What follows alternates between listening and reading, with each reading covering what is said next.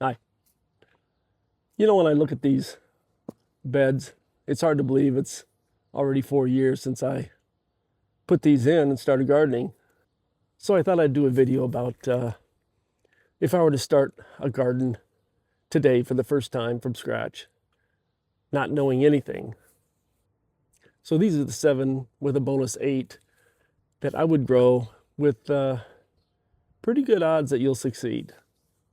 Some of the easiest and most pest-free vegetables I've grown. Number 1 for me would be leaf lettuce. Not your heading lettuce, but your leaf lettuce. A lot of these leaf lettuce varieties are 40 days to maturity, and they'll grow in fairly cool climate in early spring conditions, so you can start them as soon as the soil is workable. They'll start to germinate in anywhere between 7 and 10 days, and you'll be able to, within a few weeks, you'll be able to start harvesting the outer leaves. Just picking the outer leaves. It's a cut and come again type of crop. And you can just continue to pick from the outer leaves, and you'll have lettuce for a long time until it starts getting too hot. Lettuce will start to bolt if it starts to warm up too much. So it's a springtime crop for me. I get a lot of use out of it early in the spring. It's some of the first things that I harvest. Another one of my go-tos, radishes. One of the simplest crops you can grow. And there's so many different varieties that you can get. Some that are very peppery and some that are milder, big. I mean, all shapes and sizes. And they're very quick to mature. They're only 28 days for some to reach maturity, 30 days. They start to sprout in 3 to 12 days. You'll see early results. They'll probably be the first thing to sprout. And just the 2 or 3 things to keep in mind. I like to grow them early because they'll bolt. So they're another early season crop. I also, once you get them established, thin them so that your bulbs aren't stunted, maybe an inch apart or so that the bulb has room to grow. You'll be eating radishes within 25, 30 days. So that's a really quick, simple crop to grow. If you don't like the flavor of them, try roasting them. They're not so bad that way. Number 3 would be peas. They are fairly easy to grow, almost a guaranteed success. They're fairly disease resistant. They grow fast. They like the cool temperatures, so they're not really something that you want to grow in the middle of the summer. So again, like the radishes and the lettuce, start them early. These will be your first crops, and they produce well, and they're almost a no-fail. You don't, I like to put these up on a trellis. I just put these small fences up. You can get bigger ones, but I got these cheap.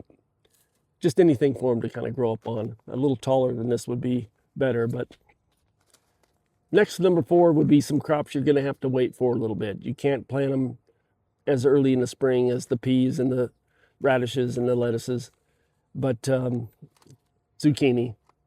It's almost legendary for its how prolific it is.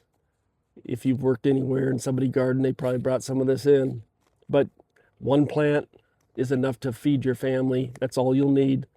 And it produces quickly too, and it'll germinate in 5 to 10 days. And maturity is 55 days. So this is another one. You'll see success almost immediately. Get 1 mound going, thin out what's working for you, and you'll have plenty of zucchini, probably for the whole neighborhood. So anyways, it gives you a success, and for an early gardener, all of these are about success and giving you more confidence going forward. Number 5, I would be remiss if I didn't mention tomatoes.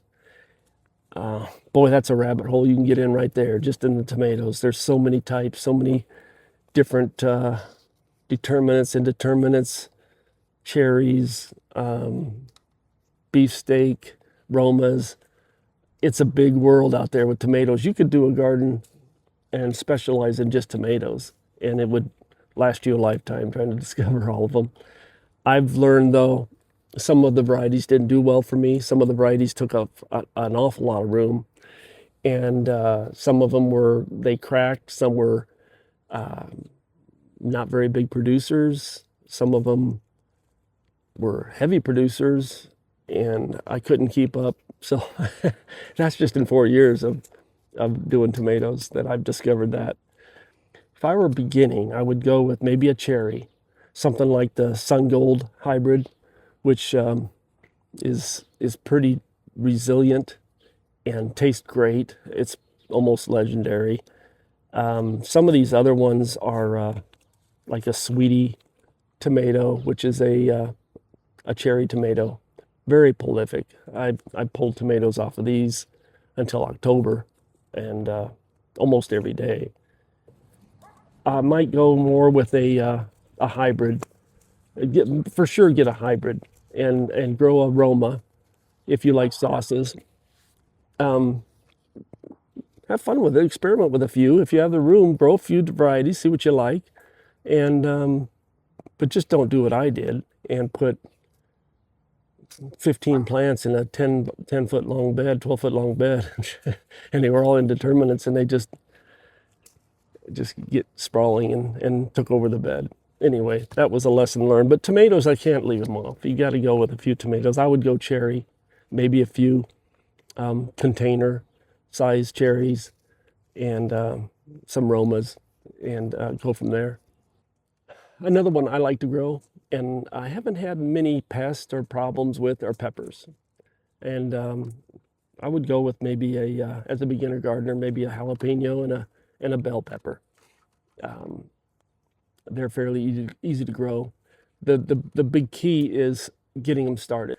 It's nice to have a warming mat because they like warm soil and grow lights and things like that. If you don't want to go through all that trouble as a first-year gardener, I did go through all that trouble because I was really going in gung-ho. But you could just go buy some plants, get a bell, get a jalapeno, put it in, and that would be a real easy way to ease into your first year gardening. When it comes to peppers, I think it's one of the most versatile plants there is. I mean, you can use it fresh. I make a lot of powders out of it, paprika powder or chili powders.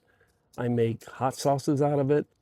I smoke them and make powders out of that, or I'll take Anaheims and other of that type, and I'll roast those and make my own roasted chilies.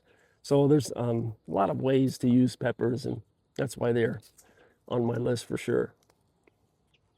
Another solid go-to is beans. Green beans. They're very prolific. They produce well, and they're so many different varieties and types. You can grow them in a container. You can grow them up a trellis or as a bush variety. But beans are easy to grow, fairly pest-free, and I've had good success with them. They're only about 62 months till maturity, and yeah, beans are a solid choice for a beginner gardener. You know, I didn't mention in the lettuce family, it's not really lettuce, but it's kale or Swiss chard or bok choy. Those can go into the lettuce category, kinda, but they're different. And I love growing Swiss chard. I mentioned that before in other videos, but I love growing Swiss chard because it doesn't bolt as quickly or easily as lettuce. Once the lettuce is bolted and it starts to get bitter, the Swiss chard keeps going. And bok choy is on the same level. I like growing bok choy, but it is also more like the lettuces. It'll bolt quickly, and it is a cooler weather crop. So I forgot to include those, but they could go in, to me, they can go kind of hand in hand with lettuces. So I would, my first time gardener, I definitely put chard in there because it's an easy success. Basil, it's easy to grow. It grows almost like a weed, and I never had any problem with basil. I just, when it starts to get midsummer, late summer and it starts to kind of bolt and want to put off seeds, I keep picking the tops off to keep it from bolting too much.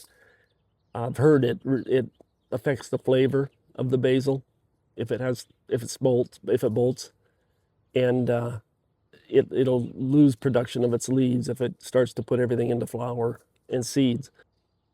So there you have it. Those are the vegetables I would start with if I was starting gardening tomorrow.